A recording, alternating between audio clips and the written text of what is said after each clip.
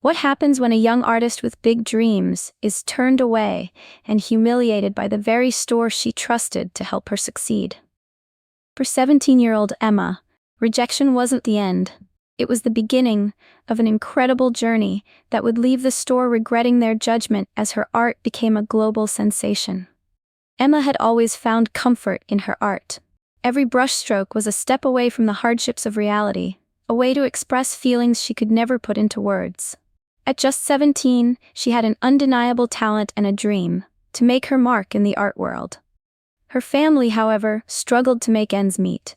Her father worked long hours as a mechanic, and her mother cleaned offices late into the night. Extra money was rare, but Emma had been saving every penny she could from babysitting and odd jobs, determined to invest in professional-grade art supplies. On a crisp Saturday morning, Emma clutched her small envelope of savings and made her way downtown to a high-end art store she had only seen from the outside. The vibrant display of paints, brushes, and canvases behind the glass felt like a promise, a glimpse of the world she longed to be part of. Her heart raced as she stepped inside, taking in the rich aroma of varnish and paper. The store's pristine interior, with its neat rows of supplies, dazzled her. She imagined the possibilities these tools held, her fingers itching to create. Carefully, she picked up a set of oil paints, their jewel-toned hues gleaming under the soft light. She glanced at the price tag and winced slightly, but reminded herself this was an investment in her future. Excited, Emma approached the counter, ready to make her purchase and ask for advice. But the clerk's cold stare stopped her in her tracks. "Can I help you?" the man asked, his tone laced with skepticism as his eyes scanned her paint-splattered jeans and thrifted jacket. The dreamlike moment began to crack, revealing something far less welcoming. Emma stood at the counter, gripping the set of paints in her hands, her excitement beginning to waver under the store clerk's scrutinizing gaze. The man, dressed in a crisp shirt and tie, barely hid his disdain as he sized her up. "Are you sure you're in the right place?" he asked, his tone cold and condescending. "Yes," Emma replied, forcing a polite smile. "I've saved up for these, and I was hoping to get some advice on which canvases would work best with oil paints." The clerk raised an eyebrow, his lips curling into a smirk. "Oil paints?" he said, loud enough for others in the store to glance her way. "Those are for serious artists, not kids playing around with finger paint." A flush crept up Emma's cheeks as her grip tightened on the paints. "I am serious," she said quietly, her voice trembling but resolute. "I've been painting for years and I've saved enough for—" "Look," he interrupted, leaning on the counter with an exaggerated sigh. "These supplies are expensive, not something you can just grab with pocket change. Maybe you should try the craft store down the street. They have kid-friendly stuff there." Emma felt the weight of the other customers' eyes on her, judgment and pity mingling in their glances. "I have the money," she insisted, pulling out her envelope of savings. The clerk's smirk vanished, replaced with a sneer. "Sorry, but we reserve our time for customers who actually belong here." Humiliated and on the verge of tears, Emma placed the paints back on the shelf and left the store, the sting of his words cutting deeper than she'd expected. But as she stepped outside, a flicker of determination began to grow. Emma walked home with her head low, the sting of humiliation still fresh in her mind. The clerk's words replayed in her head, mocking her. She could have let it break her. She almost did. But as she stepped into her tiny bedroom, cluttered with sketchbooks and worn brushes, a spark of determination ignited within her. "If they won't take me seriously," she muttered to herself, "I'll make them." With no professional supplies, Emma made do with what she had. She mixed cheap paints to create vibrant colors, stretched old bedsheets over wooden frames as makeshift canvases, and spent hours perfecting her technique. Her room became her sanctuary, a place where she poured all her frustration, hope, and passion into her art. Weeks turned into months, and her work grew more vivid, more alive. Each painting told a story, bold strokes capturing emotions she couldn't put into words. One evening, on a whim, she decided to share her creations online. She snapped photos of her paintings and posted them on social media, writing about her journey and what each piece meant to her. At first, there were only a handful of likes and comments, mostly from friends and family. But then, something unexpected happened. A local art enthusiast stumbled across her page and was captivated by her unique style. They sent her a message, praising her talent and inviting her to showcase her work at a small community exhibition. Emma couldn't believe it. For the first time, someone outside her circle saw her potential. It wasn't a big gallery or a prestigious show, but it was a start, a chance to prove she was more than the girl dismissed at the store. The community exhibition was held in a modest gallery, its walls lined with the works of aspiring artists. Emma arrived with her paintings wrapped in brown paper, her heart pounding with both excitement and nerves. As the evening unfolded, her section of the gallery quickly became a focal point. Visitors stopped to admire the bold colors and raw emotion in her pieces, their conversations filled with praise for her talent. Word spread quickly. Among the attendees was a prominent art critic who approached Emma, intrigued by the depth of her work. "Your art feels alive," he said, handing her his card. "I'd like to feature you in my column." That article became a turning point.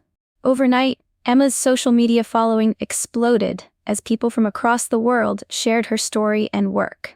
Comments flooded in from aspiring artists, seasoned professionals, and art lovers alike, all drawn to the authenticity of her creations. Soon, Emma's inbox was filled with opportunities, commissions from prestigious clients, invitations to collaborate with established artists, and offers to display her work in prominent galleries. She found herself balancing interviews, where she spoke candidly about her journey. In one such interview, Emma shared the story of the art store that refused to serve her, recounting how it had fueled her determination to succeed. The tale resonated with audiences, making her an emblem of perseverance. News outlets picked up her story, amplifying her rise to fame. Headlines called her the self-taught prodigy and a voice for young dreamers. Through it all, Emma remained grounded, grateful for her humble beginnings. Each success felt like a brushstroke in the masterpiece of her life, a testament to her unwavering belief in herself. The viral success of Emma's story brought waves of admiration and support, but not for everyone. As her journey gained attention, so did the part about the store that had refused to serve her. Social media erupted with outrage, with hashtags like "support young artists" and "boycott the store" trending. Former customers shared their own negative experiences, painting a picture of an elitist and dismissive establishment. Foot traffic dwindled, and the store's reviews plummeted. The backlash didn't go unnoticed by the store's owner. Alarmed by the mounting criticism, they decided to take action.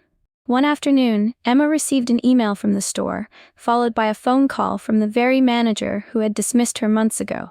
His tone was markedly different now. Polite, even deferential. "We'd like to apologize for what happened," he said, stumbling over his words. "It was a misunderstanding, and we deeply regret the way you were treated." The manager offered her free art supplies, anything she wanted from the store.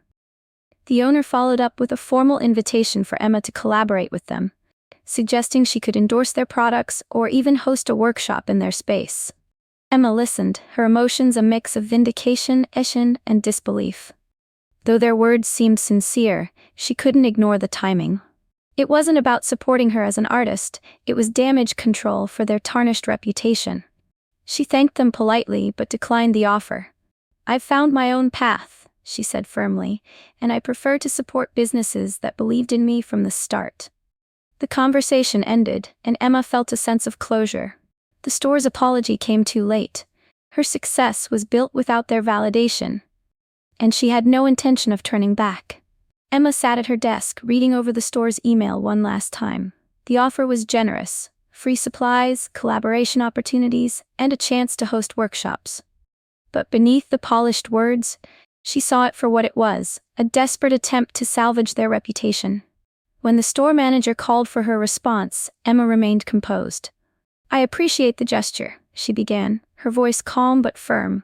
"However, I found better opportunities with businesses that supported me when no one else did.